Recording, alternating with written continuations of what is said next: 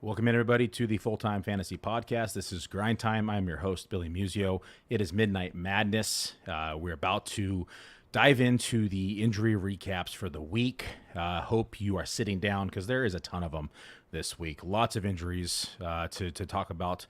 A lot of start-sit questions probably that you're going to have for your fantasy teams because there's a lot of questionable players. There's a lot of players who have been listed out. Still, there's a lot of players who are going to be playing that are drawing the questionable tag as well. A few doubtful players as well that we need to keep our eyes on. As always, on Saturday night, go ahead and throw in your questions onto the start sit. So any start sit questions, go ahead and throw them into the chat. I'll start answering those here shortly, but let's just run through some of the player news. So questionable, but now expected to play. The news that we've seen here for tonight is David Montgomery. So David Montgomery is officially supposed to play. So if you have Khalil Herbert in your starting lineups, make sure that you pull him out, or at least if you have a better option, pull him out, because David Montgomery is supposed to be back this week. Doesn't want to lose his job, so he's been coming in back. Probably, if they were wise, probably sit another week, but I'd be a little scared to lose my starting job to Khalil Herbert. He's been looking pretty darn good. So David Montgomery, questionable. So also questionable but expected to play is Alvin Kamara. Hopefully not a repeat of last week. He does not have the early game tomorrow. So, but for those of you who are here, make sure to check your lineups for the early game tomorrow, so we don't have another snafu that we had from last week. So wake up early, set your alarms, get in, and make sure to get your players in and out of your rosters. Also questionable but expected to play is going to be Josh Palmer. We're expecting him to play. We're expecting T. Higgins to play. We're expecting Julio Jones to play as well. And we're expecting Hayden Hurst to play as well. Listed out so far we're in is James Winston. We have Michael Thomas listed out. Let me see where's my notes. Give me 1 second here. Just clicked out of it. Keenan Allen has been listed as out. Kyle Pitts is out. We all know Tua's out. Dak is out, of course. Bateman was listed out today, as well as Justice Hill. So if you are in a very desperate, needy spot at tight end, Likely is now in play because we're probably going to see an uptick in snaps here for Likely with Bateman out. Dobbins is a must start. Most of you are starting him anyways. Justice Hill's out here as well. And then, so this is going to consolidate the touches here for the Baltimore Ravens. Also out for the Lions, we have Chark out, Swift out, Cephas is out. Questionable, but also practiced the last couple days in a limited form was Amon-Ra, St. Brown, and also Reynolds. So make sure that we're checking those in the morning to make sure that they're active. If Amon-Ra is active, you got to throw them in your lineup. So make sure to take a look at Amon-Ra, St. Brown in the morning. Johann Dotson was ruled out. So again, consolidated targets here. So we should see an uptick in targets for Curtis Samuel, should see an uptick in targets for Terry McLaurin, as well as Logan Thomas. So hopefully to see as well Gibson getting a few more touches inside the passing game. But we do have Brian Robinson supposed to make his debut as well. So that's going to eat into Robinson a little bit. So Robinson's going to be a little bit tricky to trust this week. So just be mindful of that. Traylon Burks out and also moved to the IR. If you're in deep leagues and desperate, if Kyle Phillips is still available, you want to take a look there. But I'd say stay away from this passing game just in general on this offense. Dawson Knox out, Crowder's out, Kumero's out. So just be mindful of that. So we have a question here. It was about Logan Thomas. Is Logan Thomas going to play? Right now, questionable. So we just got to we just got to watch the news. So just be mindful of the news. I'm going to lean towards the optimistic side of questionable. So, but let's check the news in the morning and let's see if Shefty tweets anything out tonight. It's the beauty about doing some of these podcasts this late is that we do get late night Shefty tweets for Sunday night. So by the time this podcast is over, we should have some more information. That's why I've been doing these now on Saturday night really late to give us some of the most up-to-date news that there is inside the fantasy industry. So from there out as well as Cameron Brate. So that brings in Cade Otton into play. So K. Dotton is into play. He played quite a bit of snaps last week, definitely in deep leagues or just tight and needy teams. It's a good option to turn to. Brevin Jordan was ruled out. Of course, Tyrion Davis-Price is ruled out, and then we have the slew of wide receivers for the Giants, Tony, Golladay, and Wandale all ruled out. So it's getting pretty ugly in New York, but Saquon Barkley is the truth and going to be the RB1 again. The iffy nonsense. Yeah, it's definitely iffy. We have a question here. Is McKenzie up because of the concussion? I haven't seen if he was ruled out yet. I saw that he was still questionable. He practiced limited form, so as of right now, he's limited. So he's not ruled out yet, Jose, so just be mindful. Think here, more questionable tags. We have our CeeDee Lamb came up with that groin injury. Tony Pollard, who came on the late edition being ill, but Pollard did travel with the team today, and he also, the Cowboys did not bring anybody up from the practice squad. So that's something you almost have to look at. Like last week we saw the Saints bring somebody up, Latavius Murray, from the practice squad. If you ever see someone get brought up from the practice squad who doesn't play on special teams, it's a good indication of the starter being out, or maybe another running back who's going to be playing be ruled out. So we have not seen that here for the Cowboys, so we expect to see Pollard in the field tomorrow. Tyreek and Waddle, both questionable, but we're expecting them to play as of right now. Again, we'll keep our eyes peeled and our ears open to make sure that we get any news on that. But both are expected to play tomorrow. Zay Jones, also questionable. Rondale Moore, also questionable. Rondale's the late game, so if we don't have an option here, if you don't have an out, I'd definitely look to having someone in there. He just came off a hamstring injury, also has a knee injury now, so we want to make sure that we have options here for Rondale Moore just in case. As I mentioned earlier, Isaiah McKenzie from a question from Jose. So Isaiah McKenzie is questionable right now. Jacoby Myers is questionable but expected to play. Kenneth Walker is also questionable, expected to play. Real quick, back to Jacoby Myers, though. The rookie quarterback is in, so not expecting a lot in this passing game. If you have any options, I'd look that way. Brian Robinson, questionable, but also expected to play. And Boston Scott is questionable. And I'm not expecting Boston Scott to play tomorrow. So if you were relying on Boston Scott for some whatever reason, I'd look elsewhere if you have the opportunities. Also listed as questionable but expected to play is Alvin Kamara. Mentioned him earlier. Julio Jones is also expected to play. Josh Palmer is expected to play. Hayden Hurst is expected to play. T. Higgins is expected to play. And Daniel Jones is listed as in right now. And Chris Godwin is also listed as in. Those are my quick notes. Let me go to the more detailed notes.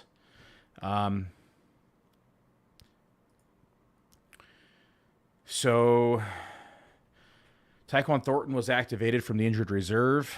That was the rookie for New England, wide receiver who suffered a broken collarbone in the second preseason game. Not an option this week, but just keep that in mind if you have any Patriots wide receivers. The Saints also waived Tony Jones today, so that's another good indication that Alvin Kamara is going to be on the field tomorrow. Hunter Renfrow has been announced that he will play tomorrow against the Chiefs, so that he was coming off that concussion, and he did not practice for a full week, so it's nice to see him here back for the good matchup versus the Chiefs. Let's take a look. And if you have any start-sit questions, let's see. Oh, we do have a start question from Jessel here. Kareem Hunt or A.J. Dillon? Let me pull up my rankings real quick so I can give you where I have people. And again, these rankings, I'm going to go ahead and let me find the link to Full-Time Fantasy. Go over to the Week 5 rankings right there at the top of the page. Billy and Jody's Week 5 rankings, member only. I'm going to copy and paste that link here, put it inside the chat right there for you.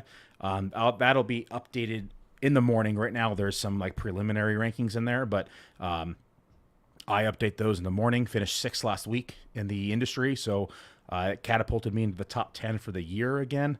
This is the weekly rankings, not the pre-draft rankings. The pre-draft rankings are the ones I won for 2021, but this is now top 10 for the weekly rankings. So as of right now, in my weekly rankings, you said the question was Kareem Hunt or A.J. Dillon. So let me go ahead.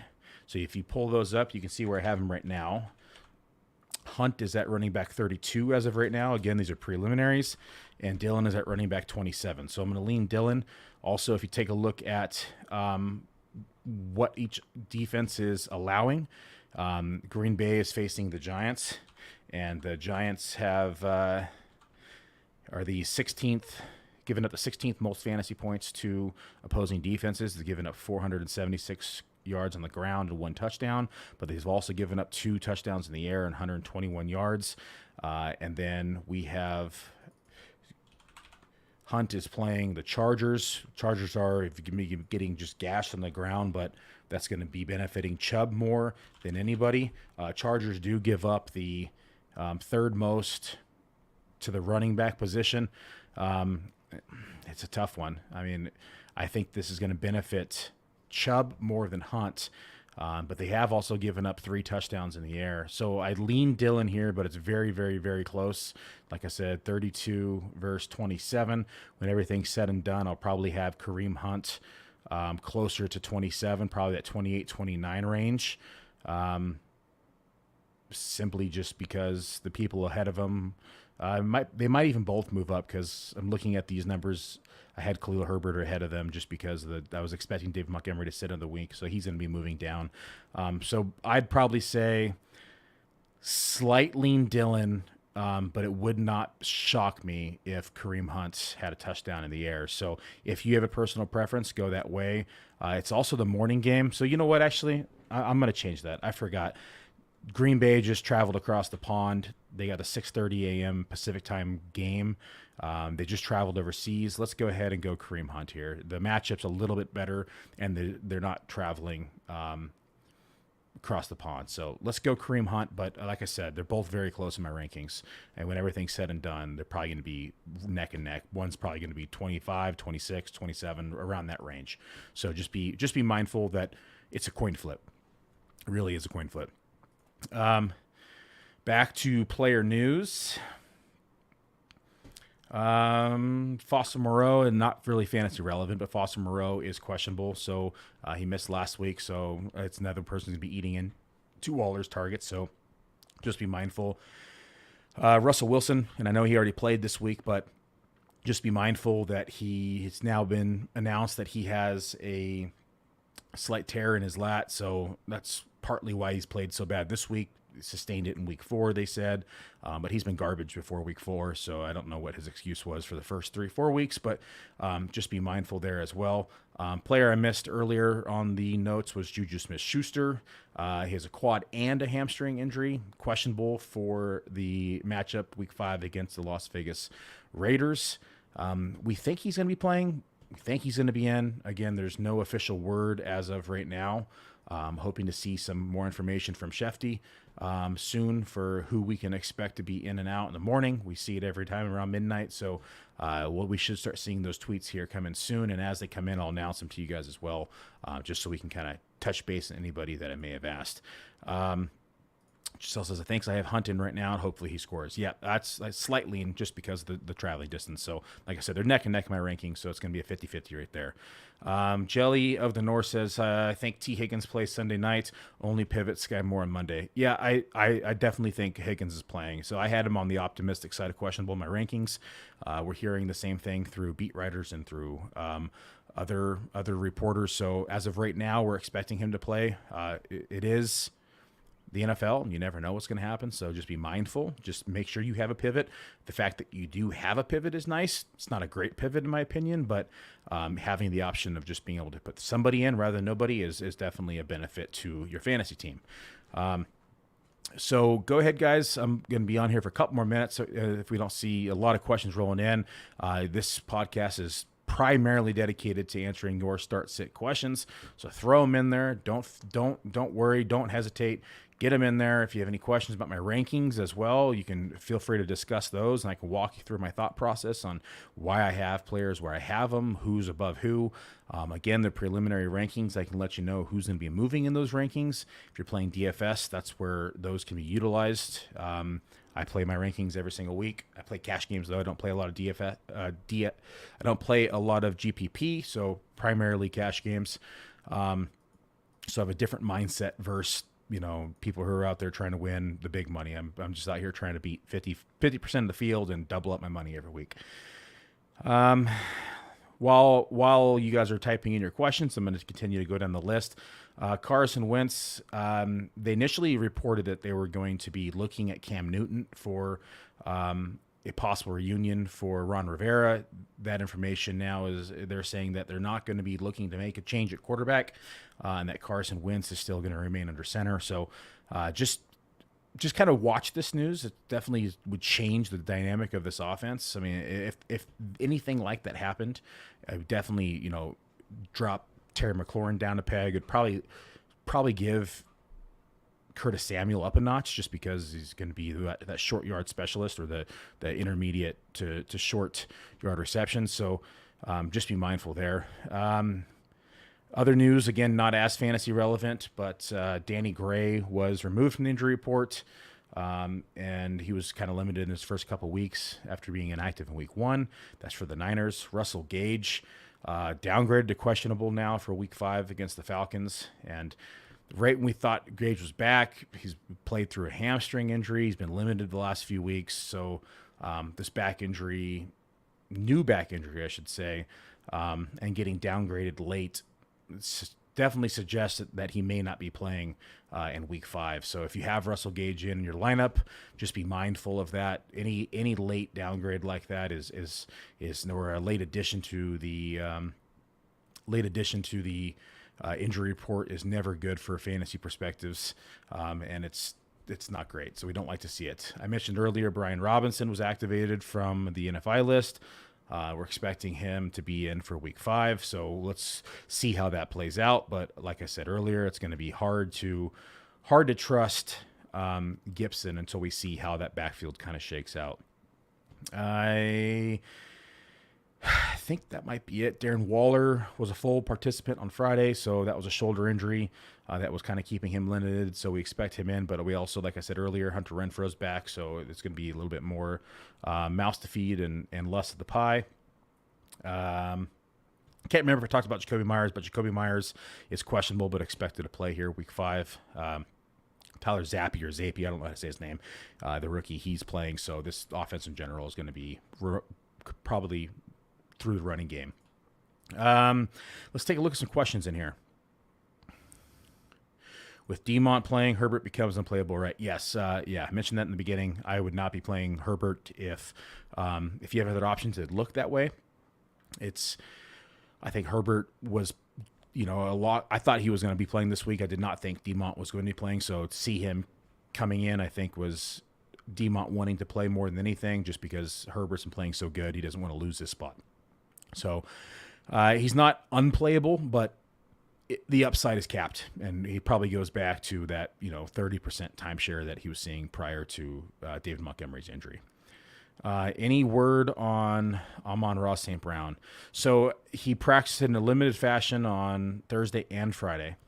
The initial indication last week was that they were going to rest him through the week 6 bye, get him right, along with Swift, along with Chark. They were going to rest everybody through week 6, and they were all going to come back week 7. That was the original word. However, Reynolds is banged up, Chark is banged up, Swift is banged up. Looks like Amon-Ra's trying to get on the field tomorrow. We're not sure if he's going to, but he did practice in a limited form both Thursday and Friday, which is great for the possibility of him being on the field. But this should not be a surprise if he is scratched tomorrow for the ankle, and so just be mindful of that. We see now that Tunyon is in for Ingram now. What changed the other day? It just breaks down to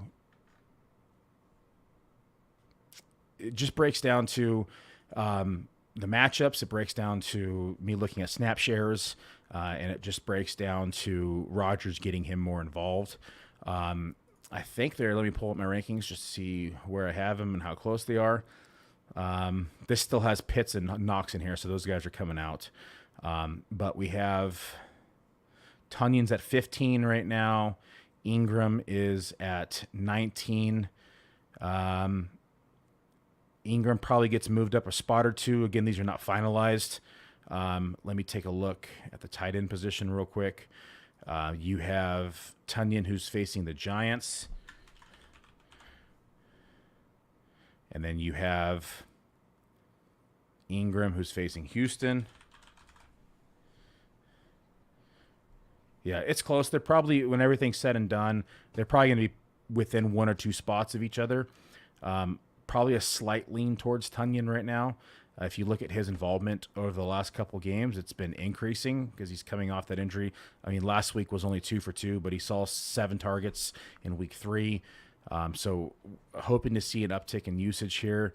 I would double check again in the morning because I might have some more information in the morning. I'm going to be looking at a few more tight ends tonight and making, because I've been missing on the tight end position in my rankings. Last week I did okay. I was 14th, I think, overall in the competition, but prior to that I had some bad weeks. So tight end is not necessarily my strength when I'm doing my rankings. It's been getting better, don't get me wrong.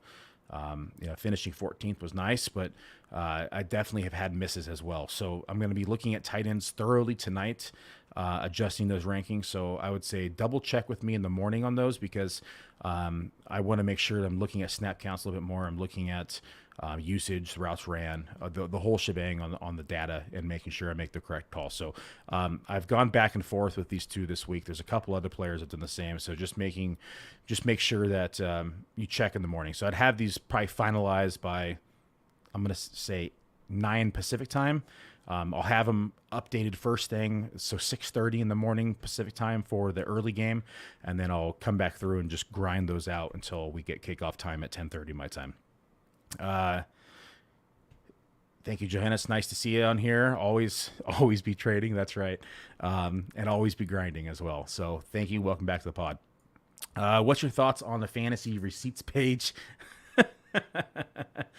I don't mind this at all. I've always thought there's a lot of garbage takes out there, and I've had garbage takes too, but it's just part of the job. I mean, when you are doing analytics and you are projecting football, I mean, we've seen this on any given week.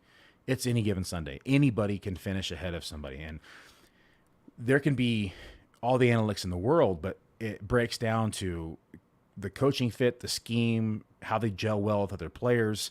There's so many factors that are going to offset and, manipulate maybe a player's career. And so I've had plenty of takes that I've gotten wrong. And I was the most accurate, analyst in the industry last year, but there was a lot of misses as well. So for every hit, there's 2 or 3 misses.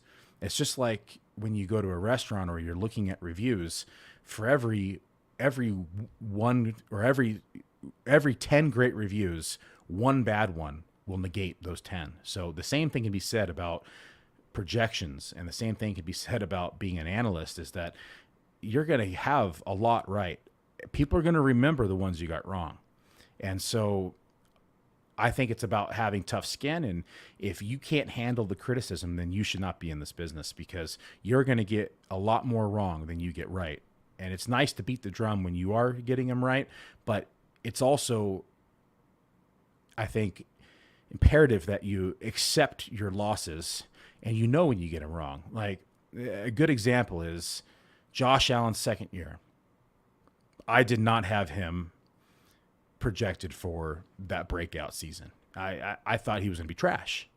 And so I had him way down in my rankings. And, as we all know now, he's, the best quarterback arguably in the NFL, at least the most electric right now. And so that one is a huge loss inside my rankings and my projections. But for every one you get wrong, you get a couple right as well. And so it works both ways. But just being mindful of that and not taking it personally. It is what it is. They want to pull receipts, go for it. I have many wrong. I have many right. And so the best thing to do is just take it in stride, in my opinion, and to be able to accept those losses and just own them, admit to it, and say, "Oh man, that was a bad take, and that was wrong." Putting that one behind me and moving on. So there's a couple of analysts who have said something similar and done that approach, and that's how I would do it if and when I expect my name to be on there sometime. But if and when my name is pulled up on the fantasy receipts, I will just own my loss and move on. Next question we have, pick 2, please. PPR, J-Rob, ETN, the Rhino Stevenson, Gibson, or Jacoby. J-Rob and Stevenson. I think James Robinson. So perfect example. James Robinson was a miss for me this year. Like, I had ETN ahead of J-Rob in my rankings. I just did not think he was going to come off that Achilles injury as fast as he did. And here we are. So J-Rob is definitely the back to be owning right now, and he's been playing well. Continues to get in the end zone. So for me, J-Rob, I'll pull up my rankings and see where he's in my preliminary rankings right now.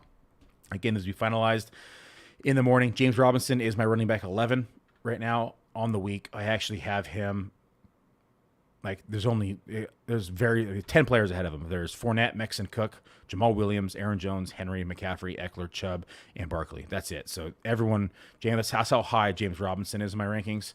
The other running backs you mentioned were Gibson and Stevenson, ETN, and so Jacoby Myers. I just mentioned him earlier before you hopped on. I'm fading him coming off that injury, as well as the rookie quarterback. So that's why I like Stevenson, because I think they're just going to, hit the ground, just ground game. They're going to ground and pound. Belichick special, how they do with inexperienced quarterbacks. They just continue to focus on the running game, and I think that's the way we're going to go here in this offense. Stevenson, as of right now, is running back 24, but Herbert needs to be dropped down because of the news with David Montgomery, so he'll move up to 23 at the very least. He might move up to 22. I'm going to play around with the rankings in the morning, but I have him as a RB2 as of right now. So Stevenson for me is the second running back on that squad. 14th ain't shabby as long as you're making progress and self-correcting. Yes, correct. Yeah. So I don't like rest of season rankings. They're so manipulated. I think don't look at rest of season rankings because they change weekly. So look at weekly rankings. You can assume weekly rankings are going to be pivot a few spots based upon matchups. Give or take, and also injuries are going to correlate with rest season rankings. But I think rest season rankings are a bunch of bullshit, quite frankly, just because so many things can happen. It really is misleading in my opinion. So don't use them. You can look at players and know the usage and know what they're going to see, and feel free to ask questions with me. But rest of season rankings, just sticking to a black and white format like that, you are limiting yourself, and you're not looking at the whole picture. You're looking at just a very minute set of lists, and you're just not allowing yourself to really see things outside of that realm where anything can happen, right? Like, it had you projected Swift, so rest of season rankings, let's go back to like week 1 or 2. Swift would have been a top 5, 6 running back. He would have been in everybody's top 5 or 6. Now all of a sudden he gets hurt. Now where does Swift move down in rankings? He moves down to like running back 30 or 28 or whatever that may be because of the rest of season. Now he's projected for less points. But when he's healthy, guess what? He's back in the top 10. So to me, rest of season rankings are bullshit because it's all relative to what's happening, and it's all relative to if they're in the field or off the field. Because you go through, and I guarantee you pull up someone's rest of season rankings today, and you're going to see Swift down quite a bit. And then as soon as he's back, he's going to be back up to the top where he should be. But that to me is not a good indication of like a trademark or what you're trying to use it for. Of who like if I get a trade offer, who's going to have the better year? No, that's. All those rest of season rankings are being adjusted all the time. Every single week it's over, they go through and adjust those rest of season rankings. Like I said, it's misleading. So use weekly rankings, and yes, players like Swift. So you can just say, hey, if Swift was playing today, where would he be in my weekly rankings? And you look at where I have Jamal Williams, who's my RB7. Well, Swift would be around RB7. So you can use weekly rankings, and just any player that's hurt, that has lost that role. Swift is a prime example. You can just insert that player in for the running back who's in that spot. If they're better than that player, of course, move them up.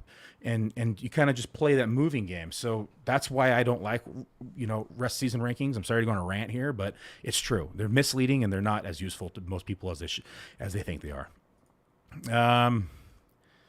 Here we go. Share your thoughts on a top 4-0 team acquiring Hunt, Everett, and Hurts. Which pieces from the above should I give up for all of them? I don't think I fully understand your question. I'm going to reread it. Share your thoughts on a top 4-0 team acquiring Hunt, Everett, and Hurts. Which pieces from above should I give up for?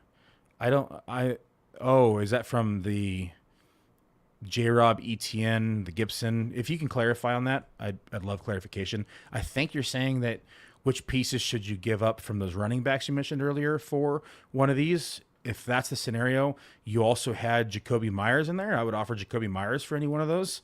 That's the easiest one. Okay, yep, that's what you're saying. Okay, perfect. So, yeah, I would offer up Jacoby Myers for any of them. I don't think you're going to get him. If you need a tight end, Everett to me is the one I'm trying to acquire here.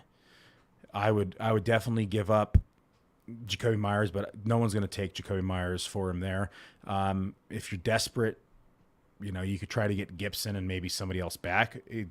I think you're going to have to get creative here because nobody's going to trade probably Jacoby straight up for him, but you also don't want to give up one of your running backs for that group either. So get creative. I'd see if there's anything on the waiver wire, honestly. Like look at Johann Dotson. You could look at Likely this week. You might need to get pretty creative on the waiver wire to get by. Clearly you're 4-0, so it hasn't been an issue so far. I would probably stay pat, and then if you start losing and it's the tight end position, then maybe make a move. But as of right now, 4-0, stand pat. I wouldn't move. Next question. Curious on who you would start, running back Zeke or Singletary, flex Godwin or Lockett. Let's go ahead and pull up my rankings. Running back, you said Zeke is my running back 31. Singletary is running back 28. Pittsburgh's defense sucks. I'm going to go that way. So I lean Singletary over Elliott. They're only separated by 3 spots, so just be mindful. That's pretty much a coin flip in the industry. And then Godwin versus Lockett. Let me go to the receiver rankings. So this is going to depend on Godwin. We're expecting Godwin in. It's also going to depend on Russell Gage, who was the late addition with the back injury. If Gage is out, and if Julio's out, again, we're expecting Julio to play. But if both of them are out, this is a pretty easy smash, and this is Godwin. If both of them are in, we also do have Braid out too, so that definitely changes things a little bit. If Braid is in, not Braid, sorry. If Julio is in and Gage is in, now it's more of a coin flip. Godwin faces Atlanta. Lockett faces New Orleans, but Metcalf should draw the number 1 coverage, which, to my opinion, would make it more of a Lockett game. And Lockett's been pretty good the last couple weeks. So we've seen 8 targets last week, 11 targets the week before, 11 targets the week before that. So we've seen a total of 34 targets in the last 4 weeks. So Lockett's very much in play here. I would definitely hold off on answering this as of right now because we have information that's going to be coming out in the morning that's going to be affecting this start sit. You can definitely reach out to me on Discord in the morning. I'm going to be up at 5:55 in the morning Pacific time. And I'm going to be doing rankings all morning. So I'm going to be looking for the Julio news. I'm going to be looking for the Gage news. If both those guys are out, smash play Godwin. If one of them is in, one of them's out, I probably lean Godwin here. If they're both out, if they're both in, I probably lean Lockett here. So lots of information still to digest. And we don't have the answers yet. So Shefty, actually just now, 2 minutes ago, Tyreek is now expected to play. That's what I said earlier. We expected to play. Waddle also expected to play. And Alvin Kamara is expected to play. So those are the updated news that we got from the beginning now to the podcast with the updates from Shefty. So we have those updates and probably more coming on the way. You're welcome on the rest of the season advice. Jelly of the Month says, I just traded for Mark Andrews, worth roster spot to pick up. Isaiah Likely, round 17, keeper off wire. Yeah, Likely's definitely, and it gives you a handcuff for Andrews. If anything happens to Andrews, Likely's probably a top 10 tight end moving forward. So especially if you just made a big move for him, it's worth a shot picking up Likely. Giselle says, Hall and Ramondre are back-to-back in your rankings. Currently starting Stevenson. I need upside going against a good team. Do you think that has the higher upside? I'm leaning Stevenson. I probably lean Stevenson here. Again, my rankings are not finalized. There's a lot of news affecting it still. They'll be updated in the morning. But Hall's also just a little banged up. You saw the news report saying that he just has nicks and bruises. And, I mean, welcome to the NFL, buddy. That's what happens. Everyone's banged up. So I probably lean Stevenson here. Detroit, we've seen their defense just getting annihilated as all season long. And then on top of it, like I said, rookie quarterback coming in, inexperienced. They're probably going to lean a lot on the run game. We saw Ramondre Stevenson last week and his usage in the passing game as well. When the rookie came in, 5 targets, 4 catches, only 23 yards, but we probably can expect those totals to increase as well. So I think Ramondre Stevenson could be looking at a pretty decent week. So like I said, he's in my top 24. I like Stevenson this week, and I have him ahead of my rankings. You're welcome. You're welcome very much. Bobby Boucher. Welcome in, Bobby. Dalvin Fournette or Godwin flex and PPR. What's the PPR? I'm about to say, what's the scoring format? Love your points about start sit. Think it's a lot more nuanced than people think with injuries and role changes. Oh yeah, it's changing by the hour. It's changing daily. There's so many things that are happening. That's why I do this late on Saturday night, try to give us the most up-to-date information. There's still information that we're waiting on to finalize a lot of these start-sit questions. So as we get more information from Shefty and beat writers and things that we're expecting to see in the morning, it'll constantly adjust our start-sit mentality. But back to your question, Dalvin Fournette or Godwin in the flex. I lean Dalvin here. I expect them to get ahead against Chicago. I expect them to then just hammer the ground game. Same could be said about Fournette, but I feel like this is going to be a get right game for Dalvin. He saw 20 carries last week. Finally, it's the second time of the season. He only had 76 yards, so he did see 2 targets. So I expect another 20 attempt game from him, and then we. Also, looking back at Fournette, we saw the involvement with the rookie with Rachaad White last week as well. So it's not like Fournette's the only running back on this roster. So I lean Cook here over Fournette. I have him pretty close in my rankings, 8th and 10th. Fournette's probably going to drop down a spot or 2 though. And then, like I said, Godwin just has a lot of question marks going into the game with Gage and with Julio. So I'm going to lean with Dalvin here. Appreciate it. Check on Discord in the morning. Love the live question and answers. You're welcome. I love doing them. Love talking to people about football and just kind of working through some of the start-sit stuff with you guys. Here's another one. Start to Godwin, Lockett, or Josh Reynolds. So this goes back to what I just said. I lean Godwin over Lockett as of right now, but there's a lot of information that's going to affect that start-sit question, so that's going to have to be answered in the morning. Feel free to ask on Discord. Josh Reynolds is also questionable, and also depends if Amon-Ra St. Brown is in. So let me, if you guys aren't in Discord, let me just find the link real quick and post it in here so you guys can just jump right in the morning. Discord, 1 second. Here we go. Found the link. Okay, posting the Discord right there inside the chat for you. Oh no, that's the rankings. I didn't copy it. 1 second. Sorry, rookie mistake here. Okay, copy, paste. That's the correct link. So inside the chat over there on YouTube is the Discord link. If you have not joined and you're not a member, please join. It's free to join. Then there's a Muzio member section in there. That's where I hang out every Sunday morning. I'm there from, this week will be 5:55 in the morning. I'll set my alarm. I'll get my cup of coffee. I'll walk downstairs. I'll probably be on about 6:05, 6:10 in the morning Pacific time. And I'll start doing rankings and answering start-sit questions. I have it pulled up on the side over here. I have my rankings on this screen.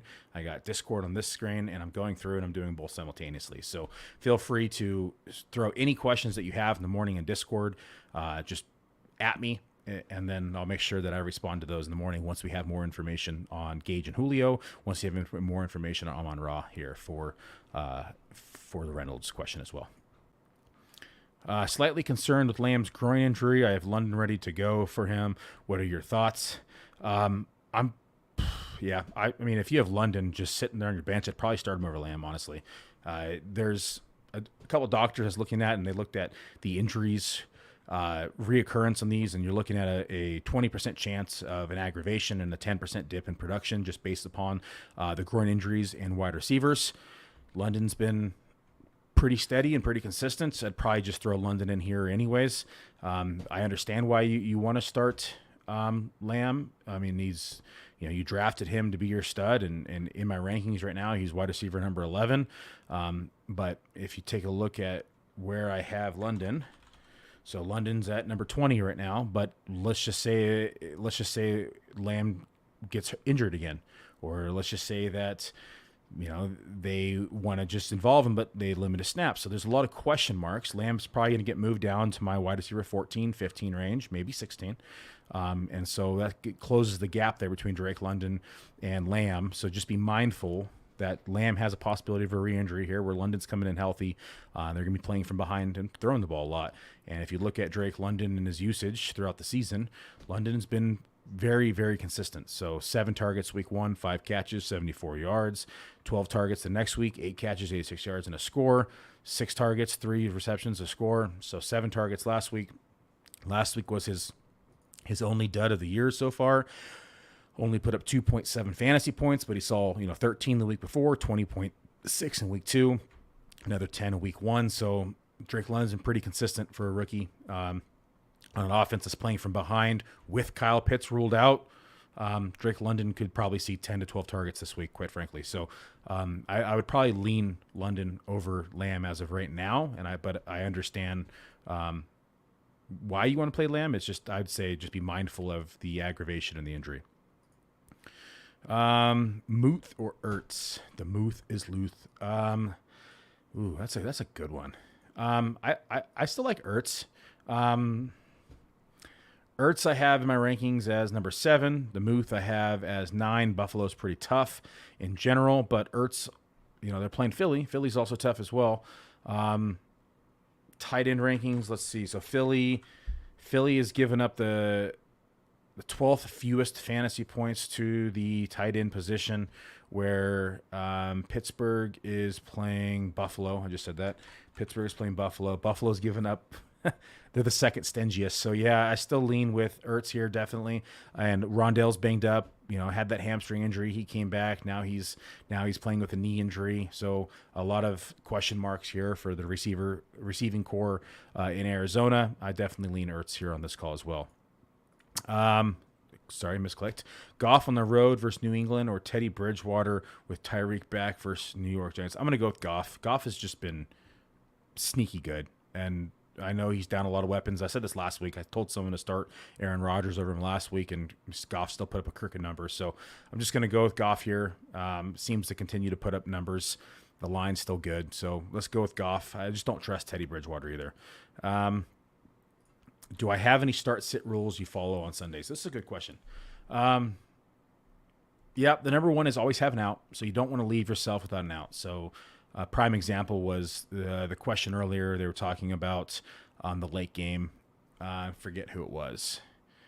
Let's use it as it doesn't matter. We can use another player. So like Rondale Moore would be a prime example. So he plays the later games.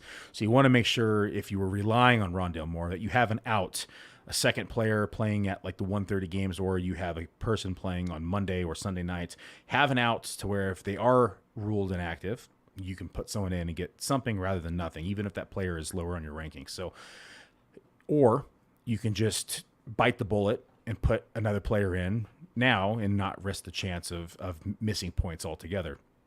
So that's one of my golden rules. The other one is I don't like to overthink weather. So every time I have done this and I've gone in and adjust my rankings based upon weather, it always bites me. And yes, severe wind is a real thing. But when you see just rain and winds 15 to 20 miles an hour, I just tend to ignore it, quite frankly. I might move the running back up a peg or two and just leave the wide receivers where I have them, just because things happen. I mean, they're throwing the ball harder than we think. The winds, yes, it affects the ball, but it's not as much as we really think it is. Now, if they're gusting 30, 40, changes things, but I don't like to overthink weather. I think those are kind of my big kind of start sit questions. Also, it breaks down to injuries. So if the players, if in doubt, just automatically assume they're going to be ruled out. In my head, that's what I like to do, and just worst case scenario, best case scenario, and I always like to say, if like prime example right now is Tampa Bay. If you have Evans right now, and you were going to move him down because Gage is active and Julio is active, I wouldn't move him down, just because both those players are probably coming in on a limited fashion, and the game plan is probably going to be played around Evans in the receiving game because he's been practicing all week and he's been healthy. So, don't move them down or do a late swap simply because another player is active. Now, if it's opposite, if they're ruled out, then by all means move players up. But I don't move players down a lot simply because another player is active. Because as far as I'm concerned, they didn't develop the game around that player with him being limited or out all week at practice. And so they have a different game plan heading into Sunday. So those are my golden rules. And I kind of work off those, and it's not always right, but it's typically right. Question is, Poyer is out this week though, so I don't expect Buffalo to be as good. They're still good. Buffalo's still amazing. They have a really good defense, and I understand Pittsburgh's going to be playing from behind, but Buffalo's defense is truly legit. Bobby Boucher, thank you, Billy. Hollywood stacked with Kyler in full PPR, or the Waddler if he plays, looking for ceiling against a strong team. Hollywood has just been too good, amazing. I think he's wide receiver number 6 on the year. Don't quote me, and depending upon your format, but wide receiver 6 on the year. I mentioned earlier, Rondell is still banged up, coming in with a knee injury on top of the hamstring injury, so there's a lot of question marks inside the passing game outside of Hollywood, and Hollywood has just been too damn good. So I'm playing Hollywood here. Waddle is also banged up as well, so that's where I lean. Okay, everyone, I'll give you the last couple minutes to throw some more start-sit questions in. If there is any more questions, speak now, forever hold your peace. While you're typing those in, I'll go through the most up-to-date information from Shefty. Bengals wide receiver T. Higgins and Taden Hurst groin are both listed questionable Sunday. Both are expected to play. That was just listed by Schefter just a couple minutes ago. CeeDee Lamb and Tony Pollard are both listed as questionable. Both are expected to play. That's what I said earlier as well. Cardinals, Wandale Moore, questionable, is also expected to play. So there's the answer on Rondale Moore for you. This is actually, I said earlier, Dave Montgomery is expected to play. Now the news is that he's expected to play barring any pregame setbacks. Gotta love those ones. So make sure you have the pregame set on. Make sure you're watching the beat writers. Take a look at David Montgomery, but that actually changes things slightly. If you're desperate and have Herbert on your team, that brings him a little bit more into play, because barring pregame setbacks is never a good thing. That means that he's active, but he's not fully healthy. So that means Herbert probably is going to be playing a little bit more. Mac Jones listed as doubtful Sunday due to his ankle injury, is not expected to play. I'd already mentioned that earlier as well. Josh Reynolds listed as questionable for Sundays due to an ankle, is expected to play versus the Patriots per source. And Amon-Ra is a game time decision. So not the most optimal or ideal situation, but he is a game time. They do have a bye next week, so I would say leaning towards Amon-Ra, St. Brown not playing. So be mindful, make adjustments now. The rest of the information is in there. And we have 3 more questions, then we're calling it a night, and I'm going to bed because I'm waking up early. Lawrence or Kyler? Ooh, that's a good one because I love Lawrence this week. Oh, man, I go Kyler here. I go Kyler here. Philly's tough, really tough. Kyler's my 9th ranked quarterback. Lawrence is my 11th. Yeah, it's close, but I lean Kyler here. But it's very, very close. I wouldn't argue if you threw in Lawrence. What really defines a top high stakes player? What do they do differently? I think there's different levels of measuring success in high stakes football. You can measure it by how many leagues you've won. You can measure it by how many titles you've won. You can measure it by how much money you've won. You can measure it by your record, measure it by your points. There's a lot of different ways that you can measure success in the high stakes world. For me, it's bottom line. Like if that player is netting X dollar amounts per year, to me, that player is a good player. Like some of the players who I think are the best in the world are some of the ones who have the best ROI. And so I don't care about records. I care about points. And so I was laughing tonight talking with Dave before hopping the podcast. We're going through our teams and doing our start sits, and we have a team right now that's 1-3 and it's number 1 in scoring. So head to head sucks, but 635 points. The second best guy is 615 in the league, and so we're number 1 in scoring. We're 1-3. So record to me means nothing. It's all about points and a matter of how that team's going to look and at what we net on the bottom line at the end of the year. So if I'm negative, I didn't have a good year, and I haven't been negative in 6 years. So I'm not expecting to be negative this year. I definitely had a rocky start. I think we all have in some leagues. We can say that with the inconsistent play that we've seen this year. So I'm really liking my position in the top tier high stakes, so the $10,000 leagues, the High Society 1, the High Society 2, the Commanders, so the Top Gun, so the 5Ks, the 10Ks, those leagues. I'm really liking the position I'm in. My FFWC 10K team sucks right now. It's not doing well. It's definitely behind the 8 ball, but still like the team. I still think it has an out. I still think it has a lot of chances to make up some ground. But the other 10K leagues and the other 5K leagues love the position we're in. And then my FFWC World Championship teams, the main events, are all kind of a mixed bag. I got some 3-1 teams, some 4-0 teams, some 1-3 teams. So it's all over the place. But as long as the points were close right now, there's a lot of different ways that you can make house. The season is too young to really to make a judgment call. Anything can happen any given Sunday. Injuries can happen, but bottom line is for me, what I think defines a good player. How much money did you make at the end of the day? And it's not just total dollars, it's net percentage. So because then that way you can scale and you can say, hey, a player playing with $3,000 to $5,000 can be scaled in the same percentage as a player playing with $40,000 or $50,000 or $100,000. If I'm playing with $100,000 and I only made $10,000, that's a 10% return. Like that's not a good year. But if you're playing with, let's just call it $5,000 and you made $2,000, that's a 40%. That's 40% right there. That to me was a better year. Even so, you can use the percentages and you can take a look at it. And bottom line is, what's the percent of your net? And so that's what I use to gauge player. And most players aren't going to tell you what they made, but you can gauge by looking at different players and their leagues that you're in with them, and you can see who's had good years and who's had bad years.